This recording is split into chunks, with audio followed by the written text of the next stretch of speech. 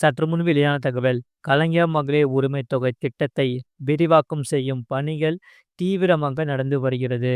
வரும் டிசம்பர் 12ஆம் தேதியிலிருந்து மகளிர் உரிமை தொகை விரிவாக்கம் செய்யப்படுகிறது. இந்த விரிவாக்கத்தை முன்னிட்டு வங்கிகளுக்கு முக்கியமான கடிதம் ஒன்றை தமிழக அரசு அனுப்பியுள்ளது. அந்த வகையில் அதன்படி ரூபாய் 1000 வழங்க தேர்வு செய்யப்பட்ட வங்கி கணக்குகளை ஜீரோ பேலன்ஸ் வங்கி கணக்குகளாக மாற்ற உத்தரவிடப்பட்டுள்ளது. இதில் மினிமம் பேலன்ஸ் என்று ரூபாய் 1000 ஆனது எடுத்துக்கொள்ளக் கூடாது என்பதால் அதை தடுப்பதற்காக கணக்குகளை ஜீரோ பேலன்ஸ் கணக்காக மாற்ற உத்தரவிடப்பட்டுள்ளது.